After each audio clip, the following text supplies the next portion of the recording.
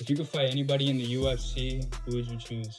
I mean, I've said it before, the only fight that will break the record of me and Mike Tyson is me versus Conor. So we're love to see that happen. We need that. We need that. Much bigger, but Conor McGregor's skill level is just way up there. Conor McGregor could walk around at 190. He's almost a heavyweight. He can. You know what's a real weapon is if I could tell you what I'm going to hit you with and it hit you with. With Conor's left, is there somebody he's not going to catch with that? Even though the size difference is pretty tremendous. You know, there's a certain point where the weights are getting similar. Then the big guy is just a big-ass target that you can't miss. If he's only boxing, Conor McGregor, there's things that he does that are way superior than most of the MMA fighters that he's fighting. His footwork is unusual. So Jake will have a hell of a hard time, especially when somebody like Conor, I know Jake can hit hard, but I don't think he's hitting Conor clean. And I don't think Conor can miss him. I don't see Jake Paul's being a superior defensive skill. And Conor's faster. His left hand is a weapon. Conor's movement is extraordinary. Yo!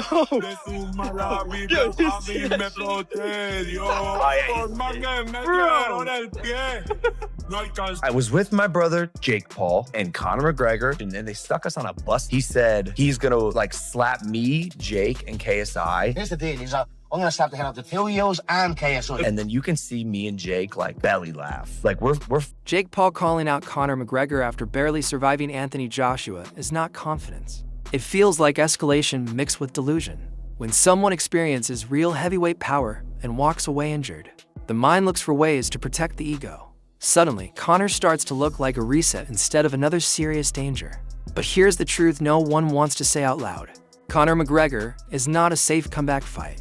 He is chaos. He brings timing, angles, and aggression. If Jake thought Joshua was pressure, he hasn't felt what it's like to face a smaller fighter who doesn't respect him and won't let him slow the fight down. That call-out doesn't show ambition. It shows panic dressed up as confidence. A rush to change the story before the old one fully collapses. And if that fight ever becomes real, someone is going to get hurt in a way cameras won't be able to hide. What keeps bothering me is how toughness suddenly became the shield. Look, that guy did great for someone who's been boxing for like less than a decade. He has had no real professional opponents other than Tommy Fury that were legitimate world-class boxers. I don't even remember. Courage became the excuse. That only works until it's used to avoid reality. Toughness didn't control that fight. It only delayed the ending. At heavyweight, delaying the ending is how careers disappear. If anyone thinks this was a moral victory, they're ignoring how fast belief breaks when exhaustion sets in. That moment was clear, painfully clear. Joshua explained everything calmly afterward. Maybe too calmly. He said he didn't chase. He said patience mattered. Boy. Well, realistically, it's one of the craziest propositions of all time. You take a guy who... He said movement changes everything. Some people heard excuses. What they were really hearing was a man who never felt threatened. And that scares people because it doesn't match the chaos they expected. But here's something no one wants to face. What if the fight went exactly how Joshua planned, and the real chaos came later for a completely different reason? While people argued online, the alleged arrest story refused to disappear. Right? Just the fact that he's willing to fight the two-time heavyweight champion, former Olympic gold medalist. Yeah. A guy who's gigantic in his pride, built like a Greek god. Yeah. And you're going to stand, and he's a one-punch killer. And you're going to stand in front of that guy, and he avoided shots till the 6th round. He just started getting tired. Yeah, his movement in that fight was crazy. It kept resurfacing, changing shape, growing louder. Every R without clarity made it worse. Was it an altercation? A misunderstanding? Something tied to the crowd or the aftermath?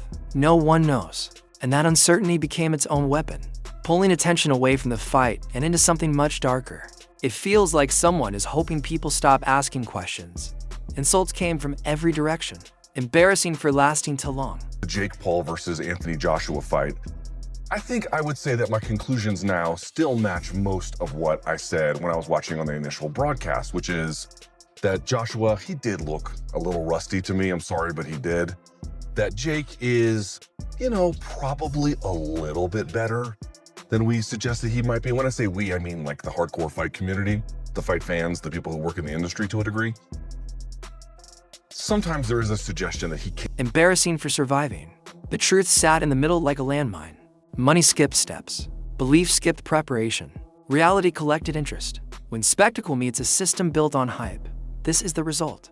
No script, no safety net, just violent clarity. And the worst part is that everyone saw it coming, yet still acted shocked when it arrived. Jake leaves injured, but emotionally validated by his supporters. Joshua leaves victorious, but criticized. Guy who just had a boxing match that looks like a sparring match with a 58-year-old Mike Tyson.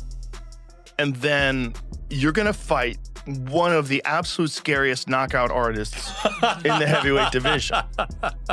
Maybe we should watch the Francis Ngannou fight so you could see. Let's watch that real quick. And the sport is left cleaning up another mess where hype and history collided to hard. Joe Rogan's reaction mattered because he didn't let courage erase consequences. He didn't let rumors replace results. But he also didn't pretend this was normal. When veterans stop calling things normal, that's when the ground starts shifting. This didn't end anything. That's the lie being sold right now. It cracked something open. Questions about Joshua's future grew louder. Co-sign on some of that. He's got some ability. He's not good. Listen to me very carefully. He's not good. But is he the caricature that he is sometimes made out to be in terms of his pure boxing skill? I think it goes a little overboard sometimes. But that isn't the reason why I wanted to make this video. What I wanted to make this video about is two things. One, after the fight was over, I got on social media and people were like hugely negative about the fight. And I did not think that the fight was good. In fact, Questions about Jake's limits became sharper, and the alleged arrest hangs in the air, unresolved and uncomfortable. Boxing doesn't forget moments like this. It stores them. Then one day, they resurface when no one is ready, and something here feels off. Something doesn't line up. You can feel it, so don't relax. Don't move on. Don't let the next headline distract you. This story is still alive, still shifting, still dangerous. Shady, you're big boxing fans. There was a huge fight in the boxing world as Anthony Joshua took on Jake Paul. It actually happened. He actually went in there. He actually fought. I couldn't believe it either, to be honest with you. He actually fought Jake Paul. No, I mean, Bit of an overstatement. It is an overstatement. I wouldn't say it's an overstatement, but look, right here, you see Jake Paul ended up losing the fight by stoppage, got hit with a right hand, said wow when he hit the floor. It was revealed that he actually broke his jaw on both sides. Whether it's rumors, reactions, or what hasn't been said yet, something is waiting to break. And when it does, it won't just hit one name. It will shake the entire structure. If you think this was the explosion, you're not paying attention. This was just the pressure test. It ends with a broken jaw and whispers of handcuffs. That's the part nobody was ready for. That's the part people are trying to bury. World, he's gonna knock Anthony Joshua out. Anthony Joshua, he does have a suspect chin, Ocho, but he is an Olympic champion. He's 6'6", 243 pounds, and I guess they say he's over the hill, but he looked in peak condition. And he can't look. I thought he could have ended the fight a lot earlier, but look, let's give him something. Let's give him something holding to sink the teeth into, Ocho. Anthony Joshua defeated Jake Paul in the 6th round of the heavyweight fight in Miami.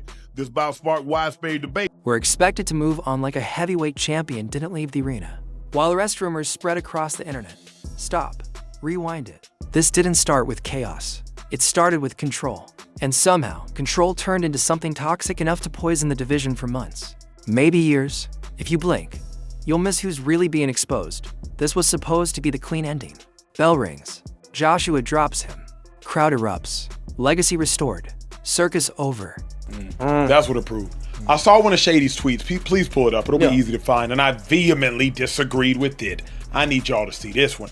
That wasn't a fight. It wasn't a fight. No. Jake Paul was clutching at his leg like my niece will when I see her on Christmas. Hey, good to see you. Like Jake Paul was clutching at Anthony Joshua's leg. That wasn't a fight. Like that wasn't a fight. That was a entertainment spectacle. We really need to talk about this one, man. Like everybody in the world knew that Paul wasn't being Anthony Joshua, bro. We knew it. Only thing I could do is I could give a clap to Paul for getting in the ring. Dog, you got your jaw broken, dog. You out here, you're tackling the dude by the waist. This dude's been boxing since he was like 7 years old. Like, I get it. I think, Paul, you should go back and do your amateur shit. You have like... Go home. But that's not what happened. Hours later, the knockout didn't matter. The punch didn't matter. Even the injury didn't matter. Everyone started asking the same quiet question. What happened after the cameras stopped rolling? And why isn't anyone denying it fast enough? That silence feels heavier than any right hand Joshua threw.